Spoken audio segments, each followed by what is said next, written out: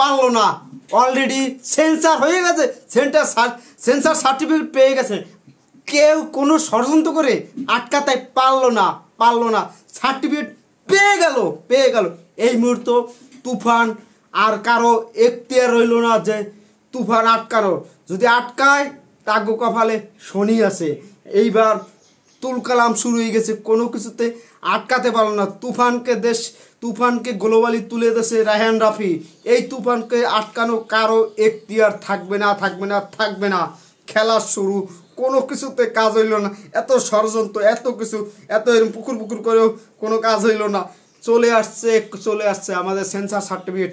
যেটা নিয়ে টেনশনে ছিলাম সেটা অলরেডি সার্টিফিকেট পেয়ে গেছে আমাদের তুফান টিম। রায়হান রাফি, চরকি, আলপা, megastar Shakib Khan, Mahindra Sony, SBF সবাইকে স্যালুট জানাই যে আপনারা সফলভাবে তুফানকে বাংলাদেশে তুলে দিয়েছেন। প্রথমবার এই 17 জুন খেলা হবে সিনেমা হলে।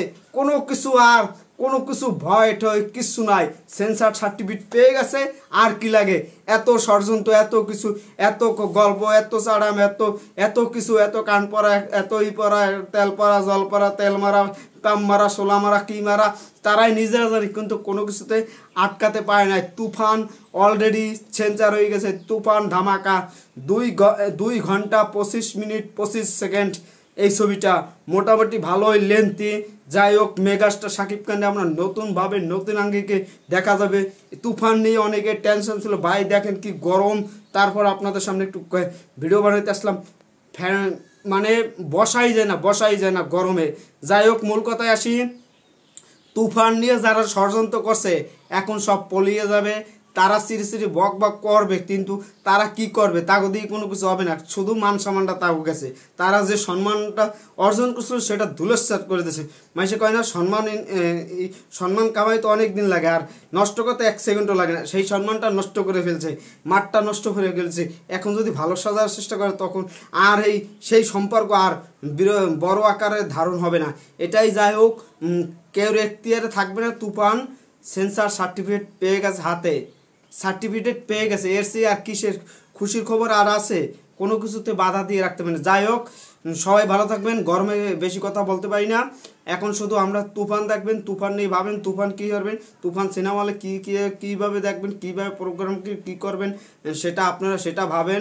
এটাই খেলা, যে যা পারবেন করবেন। তুফান আলোড়ন সৃষ্টি করছে, তুফান যে হাইপ চলছে, তুফান উড়াদুরা গান গ্লোবালি পৌঁছেই গেছে। এইটা সহ্য হয় না। তারা 1.5 লাখ টাকা, 3 লাখ, 1.5 লাখ 20 লাখ, 25 লাখ, 30 লাখ, 50 লাখ, 60 লাখ টাকা দিয়ে ছবি বানাবে। সেই ছবি চলাও সিনেমা হলে, হল মালিকটা নেবে না, 1 দিন 2 দিন পর বন্ধ করে দেবে, সেটা চায়। কিন্তু এটা হবে না। শাকিব খান তুফান শুরু করছে, 10 কোটি টাকা হোক আর যাও, এই ছবি অন্য উচ্চতা, অন্য হাইপে চলে গেছে। সবাই ভালো থাকবেন। কথা আর বেশি না বলি, সার্টিফিকেট পেয়েছে, এটা আমাদের খুশির খবর। আমরা জানি আনকাট ছাড়পত্র পেয়েছে তুফান, কিন্তু সার্টিফিকেটটা এখন তো হাতে পায় না, কিন্তু এই অলরেডি সার্টিফিকেট পেয়ে গেছে, আলহামদুলিল্লাহ। আমাদের এটা সে আর কি কব, হাসি পায়। কোনো চক্রান্ত তুফানকে লড়াতে পারলো না, সেন্সার সার্টিফিকেট পেয়ে গেল। পরিশেষে আপনারা সবাই তুফান দেখার অপেক্ষায় থাকেন। আর এই যে ষড়যন্ত্র করবে, কোনো ষড়যন্ত্রে কাজ হবে না। এখানে 3টা প্রযোজনা প্রতিষ্ঠান, বিগ প্রযোজনা প্রতিষ্ঠান, তারা ইনভলভ হয়েছে। তাহলে বুঝতে পারছেন যে কী হবে, কী হইতে আছে। এটাই, সবাই ভালো থাকবেন। আর তুফানকে বাধা দেওয়ার কারো এখতিয়ার থাকবে না। যদি হয় তাহলে হল মালিকটাই আগে প্রথমে ঝাঁপাই পড়বে এরম হল মালিকটাই প্রথম। বুঝতে পারছেন? আপনাদের টেনশন কম, হল মালিকটাই দেখতেছে সব ব্যাপারটা। ধন্যবাদ।